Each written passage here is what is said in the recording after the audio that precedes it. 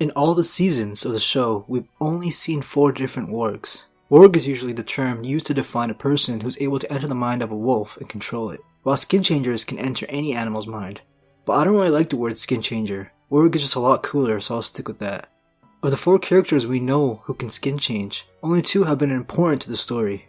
The Three-Eyed Raven, aka Blood Raven, aka Brendan Rivers, has been guiding and training Bran Stark about his warging powers, but more importantly, his Greenseer powers. He tells Bran when he first meets him that only 1 man in 1,000 is born a skinchanger, and only 1 skinchanger in 1,000 can be a Greenseer. 1 in 1,000 being a warg actually sounds like a lot of wargs to me, so maybe all these people just haven't had the training to learn about their powers. The Three-Eyed Raven first approaches Bran in his dreams while Bran was in a coma after his fall. Soon after, Bran would begin to have wolf dreams. Wolf dreams are when a warg enters the mind of a wolf while asleep. Bran, with the help of Jordan Reed, begins to fully warg into his direwolf Summer, and eventually even enter the mind of Hodor. Next would be a crow and a weirwood tree, but you guys know all about that. The mysterious Three-Eyed Raven, whose real name is Brendan Rivers, is known to be a skin changer only because he's a Greenseer. These Greenseers who have prophetic visions are all skin changers. We haven't actually seen him enter the mind of an animal, but there are some hints of him being in a raven.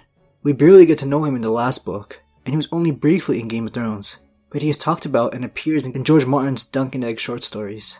He was the bastard son of a Targaryen king who would rise to be the master of whisperers and soon the hand of the king.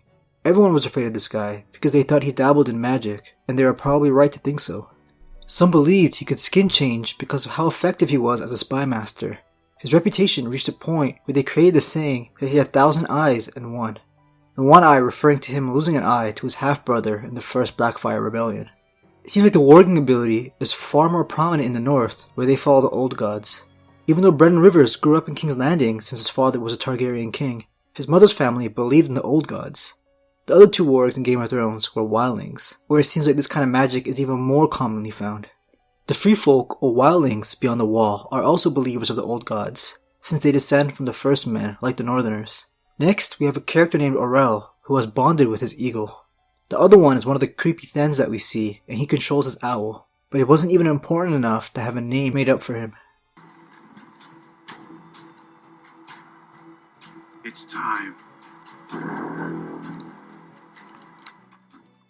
Both were killed off, but we learned something very interesting through Orell. We learned that after a skin changer dies, they can enter the mind of an animal and live a second life through their body.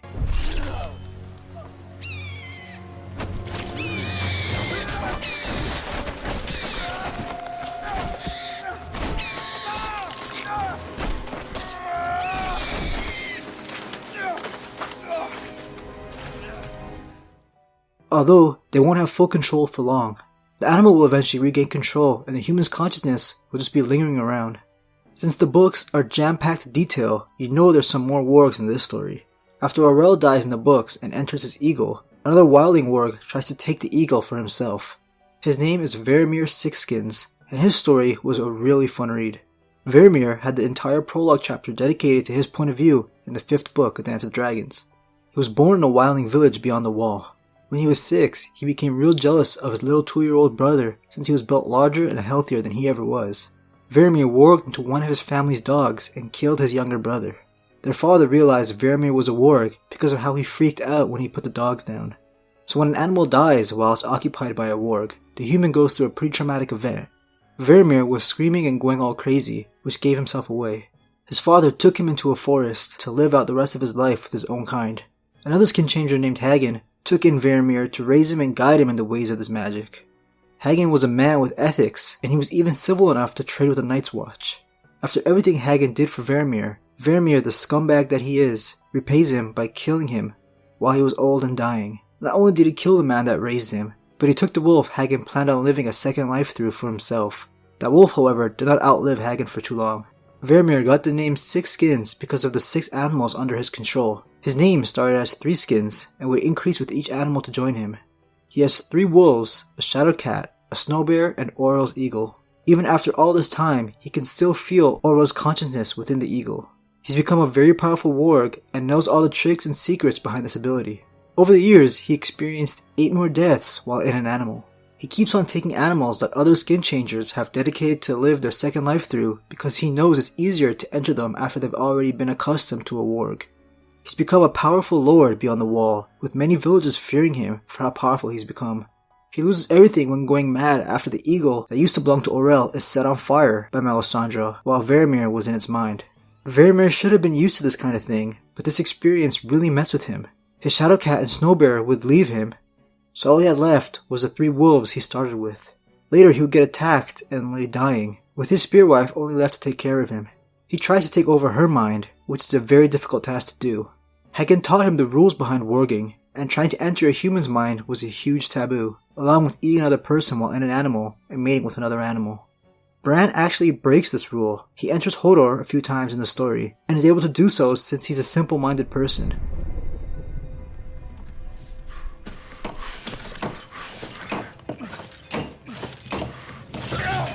When Varamyr tries to take over his spearwife, she goes mad, tearing out her eyes and biting off her tongue, which results in her dying. Varamyr then decided to live out his second life through one of his wolves. The skinchangers beyond the wall seem to have a sense of community since Hagen used to bring Varamyr to these Warg meetings. The books briefly mention a character named Grisella, who had a goat under her control, and another female named Briar, who had a Shadowcat. Briar actually inspired Varamyr to get a Shadowcat for himself. The last Wildling skinchanger in the current story is Borok. He has a huge boar the size of a bull with him. He's one of the Wildlings of the Wall who crossed over under Jon Snow's command. Wargs just have this instinct to notice each other out of a crowd, and Ghost and Borok's boar can't be around each other because of how ugly it'll get. But yeah, Jon Snow is also a Warg. Not only Jon, but all the Stark kids have apparently inherited this ability to some extent. The only ones to clearly display these powers besides Bran is Jon and Arya. Sansa lost her direwolf way too early in the story for her to develop into a fully blown warg, and Robb never had a POV chapter, but it was hinted at. Rickon and Shaggy Dog are extremely close, and even share the same personality trait of being wild, so when he returns to the story, he'll likely be a warg as well. But I'm not just making this all up. George Martin came out and said so a long time ago. He says, "I don't think it's necessarily a Stark ability, though all the children have it to one extent or another. They also realize it to one extent or another. Arya doesn't realize she has it. She keeps thinking she has these weird dreams, and of course, Bran is much further along." Jon is a powerful warg, considering he's untrained, but was in denial of his powers until later in the story. Varamyr even recognizes him and his true potential. There's a couple instances where he experiences some wolf dreams, where he does some scouting while in Ghost's mind, and then he eventually embraces his powers. It's possible Arya could have been as powerful as Jon if her direwolf Nymeria stayed by her side. The two were inseparable at first, but Arya had to chase her off with the trident in order to save her life. Leave now!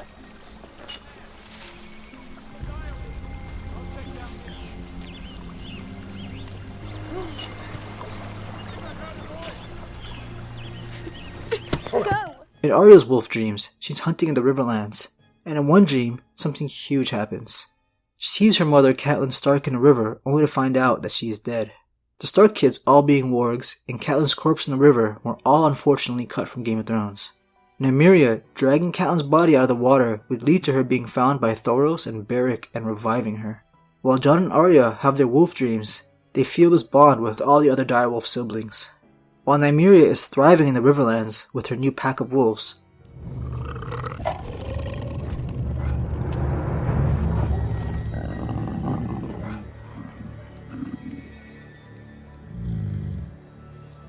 Nymeria?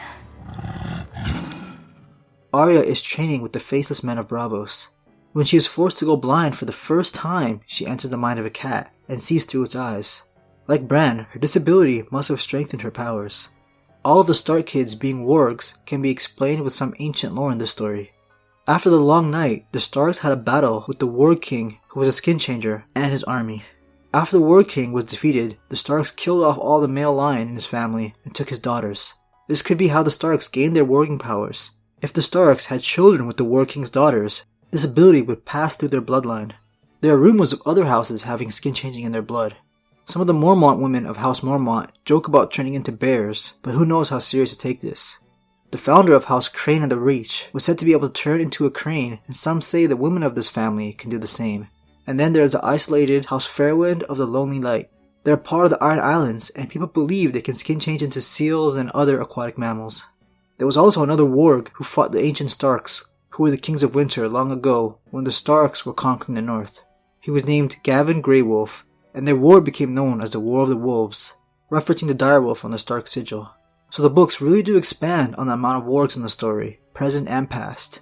The show may still have some warg moments for Jon and Arya in the final season, but if they skipped over all the book moments, I don't think they'll bother to do it now. Hope you guys enjoyed this video. As you probably can tell, the more fantasy elements of Game of Thrones are my favorite topics to delve into.